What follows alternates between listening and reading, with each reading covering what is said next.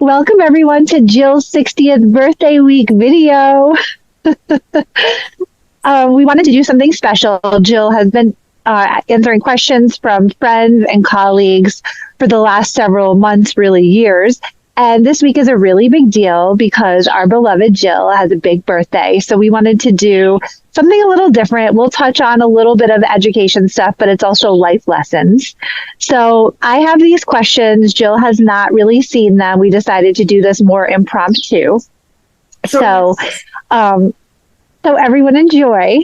So Jill, the first question I have over here in my little Jill question inbox. Okay. Oh my gosh, I just had them. Okay. I already said this, but first of all, happy birthday a little early. This is a big milestone birthday. And we wanted to start with a reflection question of your past decade so far. Do you have a favorite? And if so, which one is it and why? Okay. So our 30s and 40s were really hard.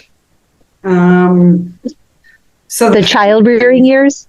Listen, the 50s have been pretty friggin' amazing, right? Like, got to quit a job that I loved and brought my friends with me. Like, hey, I have this idea. Let's just totally upheave our lives and open a business. So I think my 50s, right? My grandkids were born in my 50s. My 40th wedding anniversary, turning 60, right? Like working up to turning 60. I think once I hit 55, it was like, I'm almost 60. I should like do something with my life. So the 50s have definitely been the most empowering, but I would tell you the 30s were just fascinating. Like everything I really needed to know about myself happened in the 30s. I hit my stride in my 50s, which makes me nervous because what am I going to do in my 60s? Like I've done everything. The next great thing, the unknown. Yeah, I'm not sure if I like that or not. Well, like the 50s, right? Lost weight, I don't have a car anymore. Well, we have like a car, but my husband drives it to work. Like decided I don't need a car anymore. I can just walk or run wherever I want to go. Or I packed up I had a feeling my entire New York life and moved to Florida in my 50s. Without being here. The leaving the job was a big one. It was oh wow, we could do that. I don't know. So we kind of already touched. Why didn't I do it in my 40s, right? Like, I don't know what took so long. We're going off script a little, but I feel like maybe I'm wondering if with age, we just get that confidence boost that we need to do the big leap.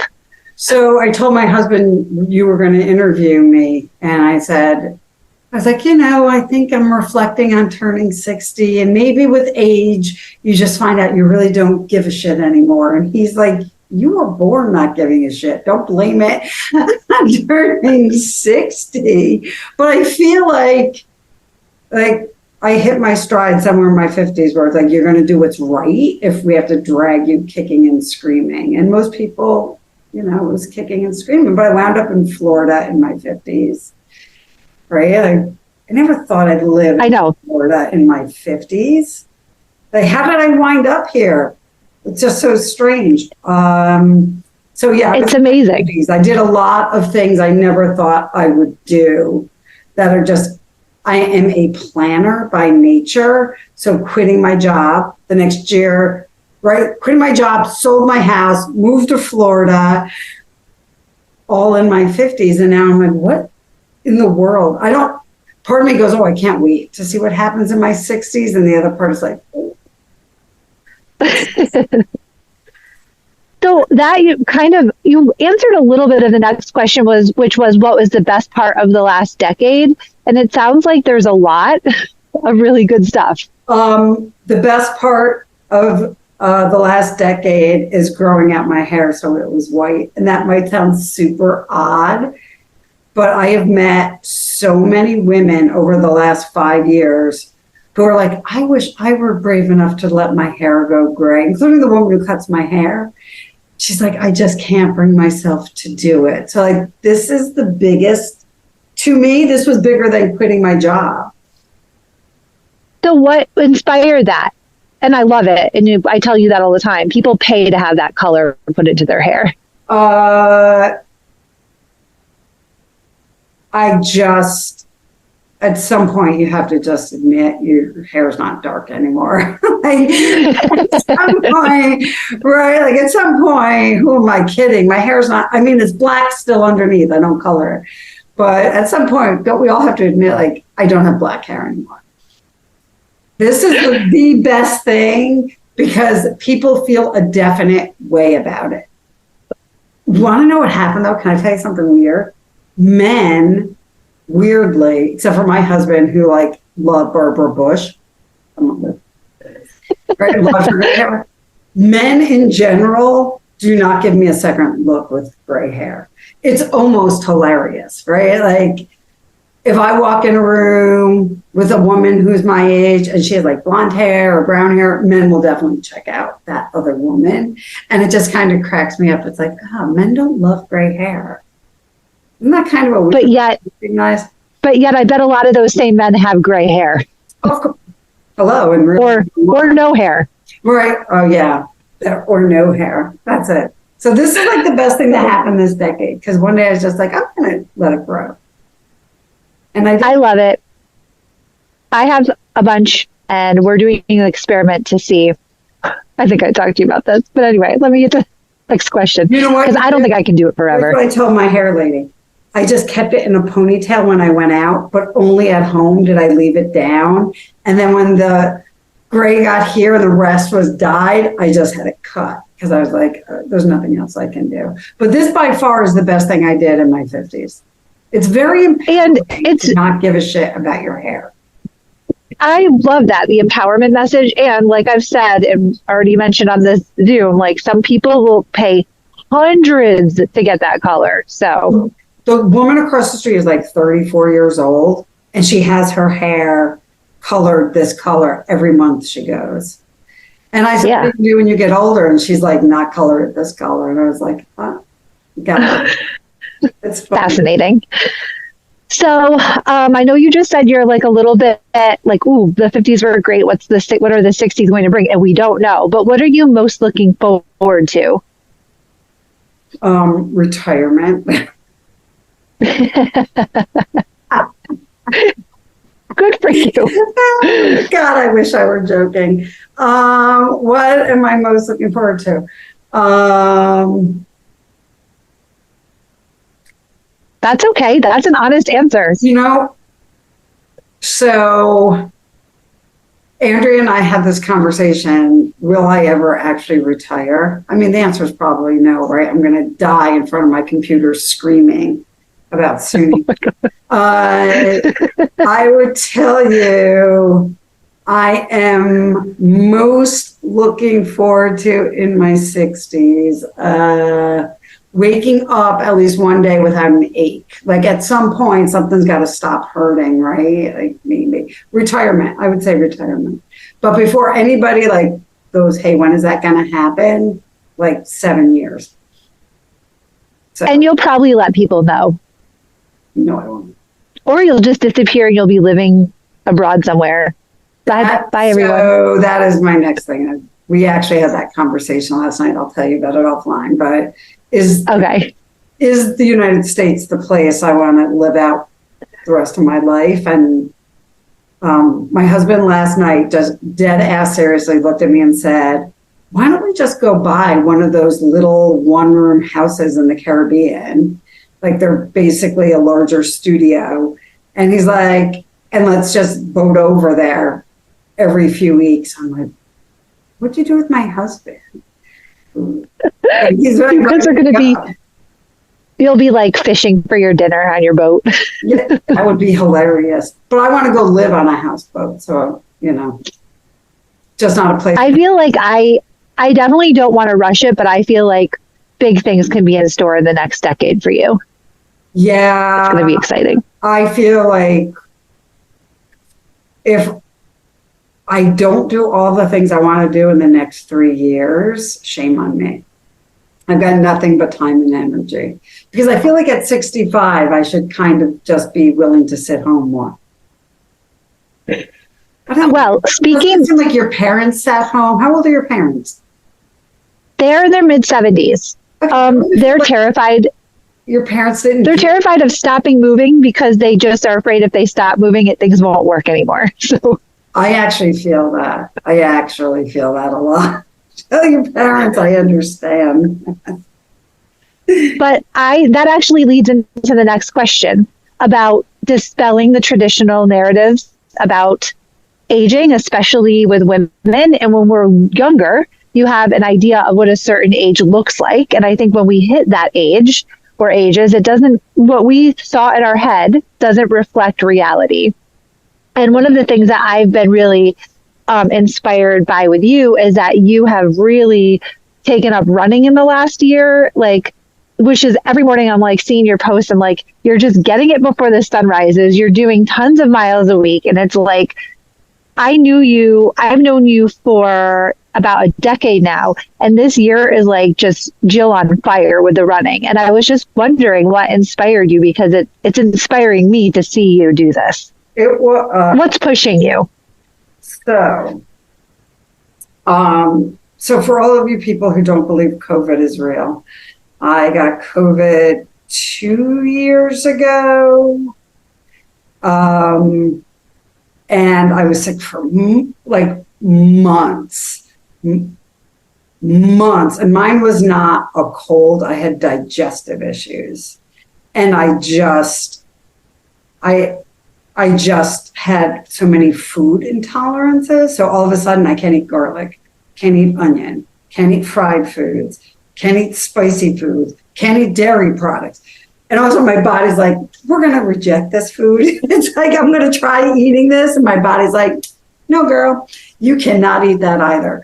So for months, like I started feeling better. I had a cold for months, but I definitely had digestive issues for months, and realized like I had to get out into the sun. So while the Northeast was shut down, I was living on Merritt Island, and I just started walking, making myself walk for like not even like a mile and a half a day.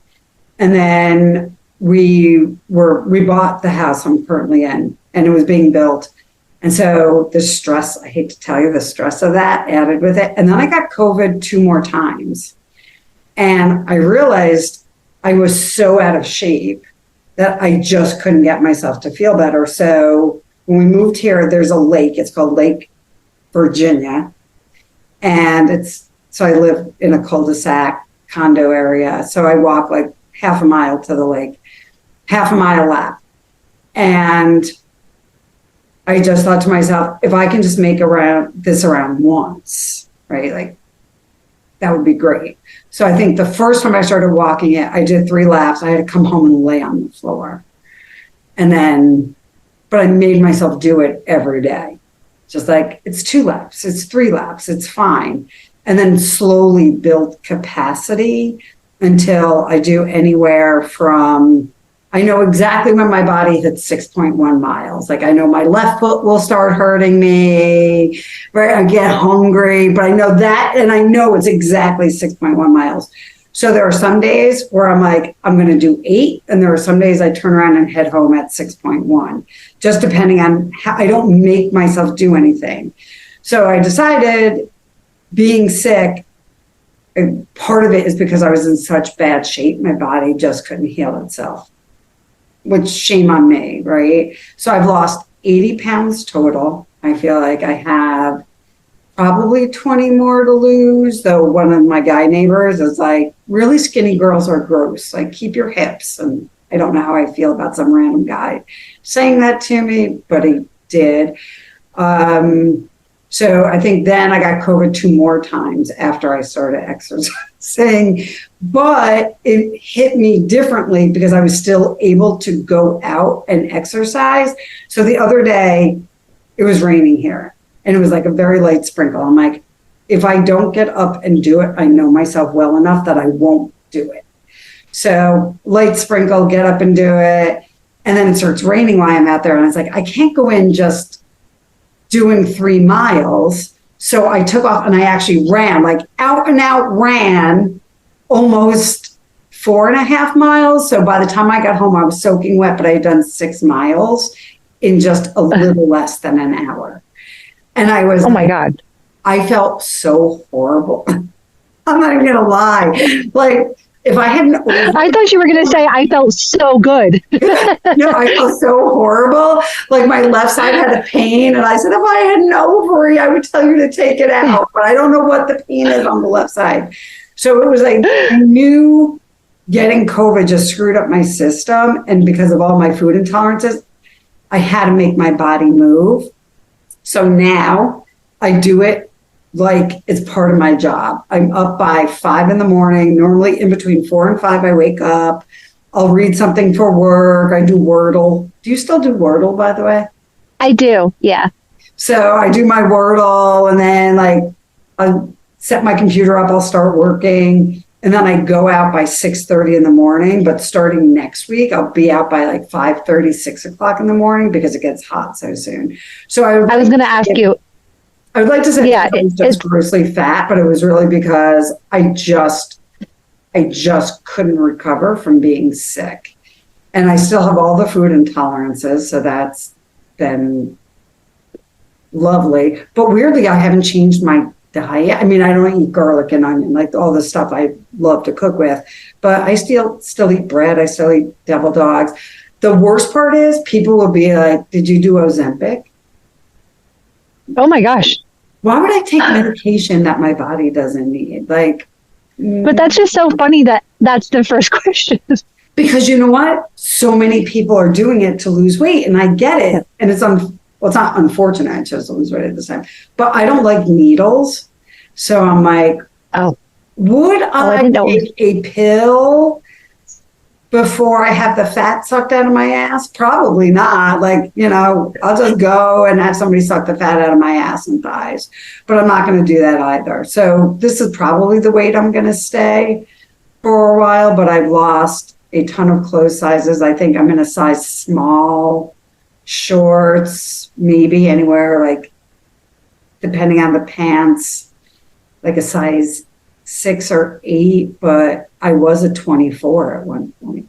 When you think of that, it's amazing that you were like, this is my health, I'm taking control of it, and now you're like this insane runner out every morning. I've taken to walking really fast, so I'll like walk really fast, and then I'll break out in a run for like quarter mile to half an hour, and then I'll walk really fast. And I made friends, first of all, with all the older people. And that's me saying this, right? Like they're in their late 70s, 80s, 90-year-old. I have made a best friend with a woman who's 96 years old. And sometimes as I'm running by them, they all start clapping for me. I love that. Right? They're all like, go, Jelly, go, Jelly. And it's so sweet. But also I slow down because I pet all the dogs, Jess. Like, I have to stop and pet everyone's dogs. Yeah.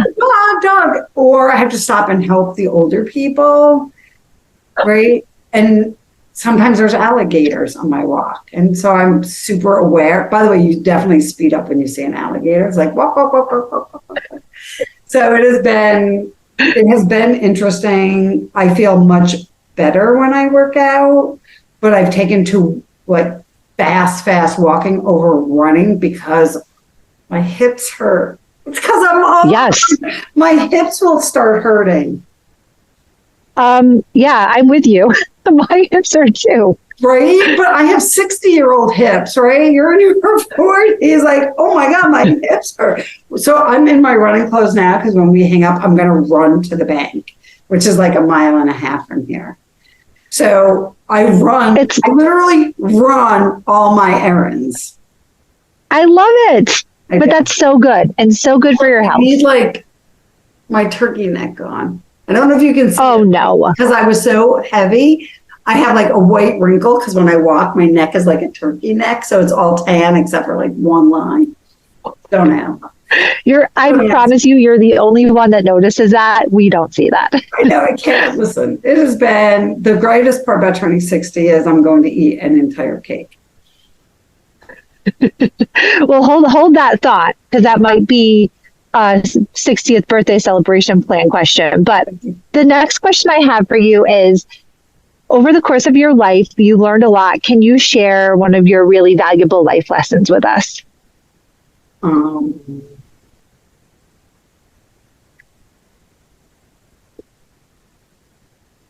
Gosh, I wish I could say it was something so heartfelt. So in my 30s, I had a lumpectomy, right? When you're in your 30s and they say to you, while you're out, if you need a mastectomy, we're going to give you one.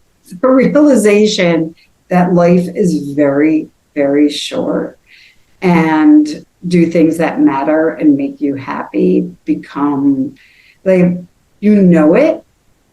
And at the time I worked at SUNY and you know it, but I would tell you through all of my years and the number of surgeries I've had that you have to take care of yourself, but also be very honest with yourself and the people that you love. Life is too short not to tell the people you love that you love them. And honor your parents. Like, just listen.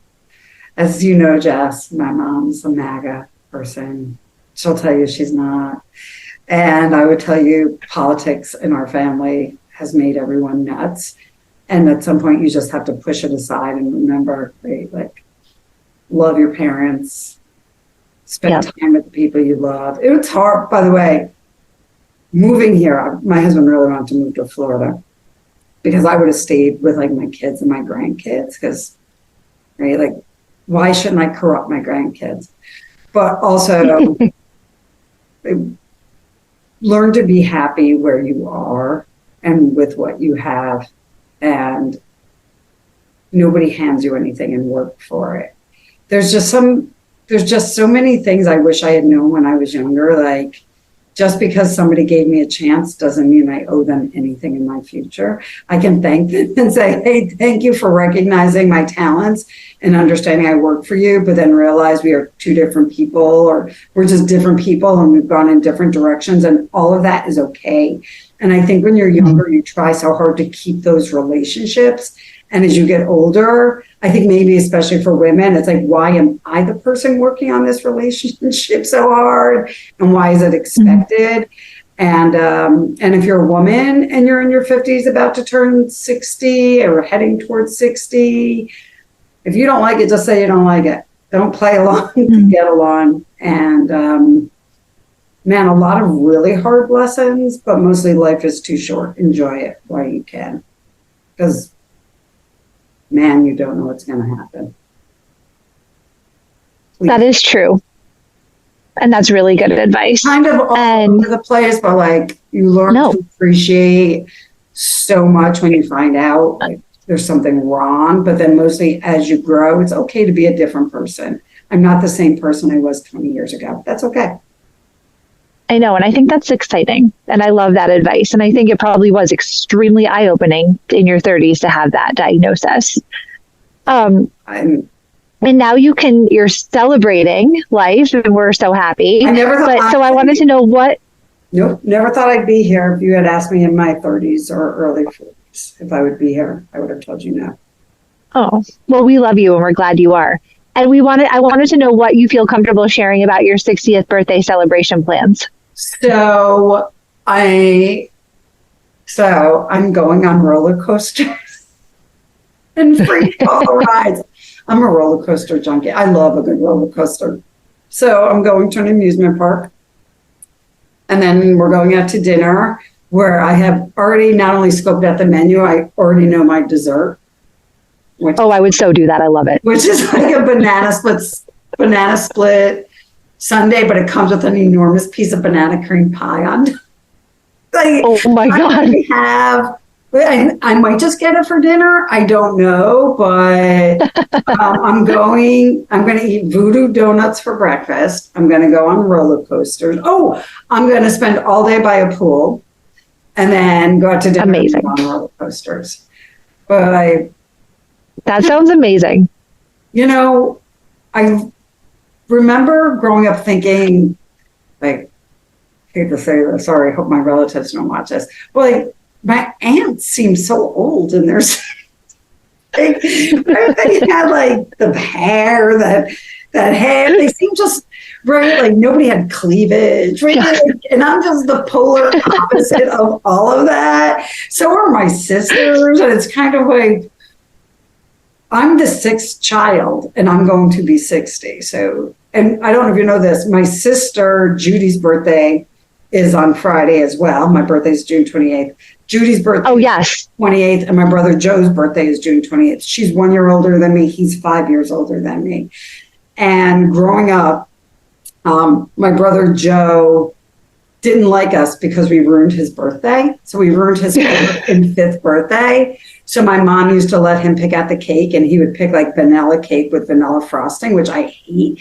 I hate vanilla cake with vanilla frosting. Give me vanilla cake and chocolate frosting. But because he was so mad and we wanted chocolate. So it wasn't until I became an adult that I got to eat the cake that I wanted to eat. So this might seem odd to people, but I'm excited about having birthday cake. Though I love Judy and Joe, I don't have to share cake with them anymore. So I get the biggest chocolatey, ice creamy dessert possible because I don't have to share it with my sister and my brother. Is that horrible? That's amazing. Okay? My whole life. Listen, I love my brother and sister, but when you share a birthday with people, it's very weird. Yeah, and especially when they hijack the cake. Yes. Well, Judy, so the funny part is, because Judy and I are only a year apart. That's it. We are just a year apart. But we have our own code when we talk. We're like two little birds, right? We don't even complete sentences. We just talk because we were so close. And so it is a very weird thing, one, to not see them on our birthday, but then just, doesn't matter where I am. I share my birthday with these two siblings. And here's the irony, because God has a sense of humor. My brother, who hates sharing his birthday with Judy and me, his first grandson was born on June 28th. Oh my God. His very first grandchild was born on June 28th. Oh.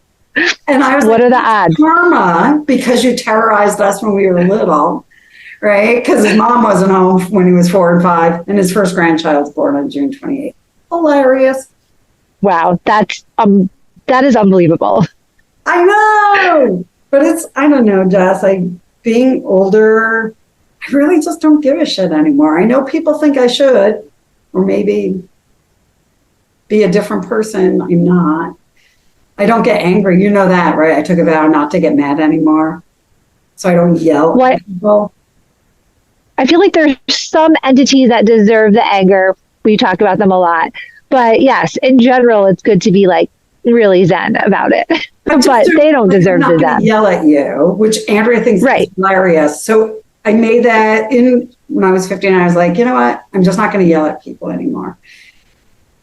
I will say my piece. I will move on. I'm just not going to yell. Oh, yeah. And then, so I don't yell at people. I'll call Andrea. I'm like, what the hell? And I was like, oh, wait, I promised myself. So in my 60s. That's a healthy way to do it, though. Save it. There are people I'm going to save my anger for. Right? Like there's that bucket of people. It's like, I'm going to get just angry enough to screw with you, but not yell at you. But my 60s are going to be mostly like peace and love, peace and love, peace and love. I love that. You know what? It's a totally different feeling for me. I wish I could say it's because I'm a better person. It's mostly because I'm old and don't care anymore. I just don't care. Is that horrible? There's neighbors. Okay. But you know what's important. Well, my neighbors upstairs, their parents are my and Jim's age. Jim's a little older than me. And their parents are like what I remember my aunts being, right? And so when we're outside doing something, they come running out to help us because we're elderly. And Jim and I are like, what? And then we see their parents and we're like their parent, they need that type of help. Their parents are younger than me and Jim, and they help their parents with everything. And Jim and I are just like out there carrying 20 bags of groceries on each arm, walking around. And I was like, wow, this is the oddest thing in the world to be turning 60, because my vision of 60 was much different when I was 40. Yep. Right? Like my parents at 60. Oh, yeah. My dad was riding roller coasters right up until the time he couldn't anymore. Well, as someone who's terrified of roller coasters, I'm very impressed. Young. Like free fall rides, like where you go up and free fall down. I can't do any of that. That's terrifying. That's why I'm so impressed. Oh my God, I love it. I love it. I was going to say, I think you're like age is a mindset and you're definitely young at heart. And that's like such a kid thing and it's so scary. But I'm impressed. I don't know, because I want to do what my dad did, which is go on rides with grandkids, right? So yes. my kids I love that. rides with my dad. So I want to be that grandparent who will do that. Yeah. Right. Like I'm the mom who took Joe for his first tattoo. Listen, I'm not proud of it, but he wanted a tattoo. I love that. May as well be with us, I think not behind our backs. Like, okay, I'll take it. Yes. So yeah, that's amazing. So you're staying the youthful person you want for your grandkids and your kids and yourself and Jim, and we love it. And also we love you. I love you. And Jess. we hope that everyone enjoys us. You sent the email with like the website stuff, and I look at it and I was like, I hope she doesn't want me to do this. I'm elderly now. I'm looking at any of this stuff. Like at my age, my brain only wants to concentrate on what it can. You know what I am worried about though? I do worry about, I think very fast. I know I'm very sharp still, but I do worry as I hit my mid 60s, will I be this sharp? And I really hope I am. Will I be? Running and fast walking is going to help you. You've inspired me to get back into it. I had stopped for a few years. Why did you stop though? My hips, believe it or not. I just didn't want bad hips around in my family, but I do like you're saying, like when it feels too much, I'll walk. But I was like, oh my God. I told my husband, I was like, Jill's out there like every day. I'm only doing like 12 miles a week, not a ton, but it's getting back and you're my inspiration. So my goal is by the end of July, 80 miles a week. Oh my God. So I'm not, by the way, for the record, this week is like, I'm going to do 4 or 5 miles a day, maybe up to 10, but no more than that. Like I only did 6 miles yesterday. And I've already done like 6 miles today. So only 6. My goal is starting July 1, I want to do in between 11 and 12 miles every day. So that I'm going to try to work up to it slowly, but that by the end of July, I'm having 80-mile weeks. And I want to continue that because here in the winter, it's so great to walk here. It's nice and cool, but the sun is out. So that is my goal by the end of July. And then next year, so when I'm 61, I think I'm going to try to join like the Disney Marathon that they have. But that'd be so cool. But part of me that goes, doesn't that take the fun away from me? And it kind of does. I mean, Disney's a happy place. We might have to do a video on that next year. By the way, everyone, I think there's a conference next year here in Orlando. I want to make you guys all come so we can all just go hang out in Epcot and drink around the world. Like that's going to be my birthday present for you and Andrea and whoever else on our team wants to come, and just drink around Epcot. Because we do need to do that. We do. Right? We need to do it. Yep. All right, so that's what I'm doing. I don't know. I feel like I'm just going to eat donuts and cake. Like I'm going to go on a sugar crunch. Like though I will tell you now, when I eat sugar, like 20 minutes later, I'm like, I had a sugar crash. But hopefully by the time September comes, my 40th wedding anniversary is in September, I will be down the 20 pounds I want to lose. And then if I don't the fat sucked out of my ass, like I said. Oh my God. Well, I know that I'm not the only one who is so proud of you and so happy for you and is wishing you an amazing birthday week. Thank you. And we'll talk offline, but I want to hear how it is. All right. And I hope everyone enjoyed hearing from you this week.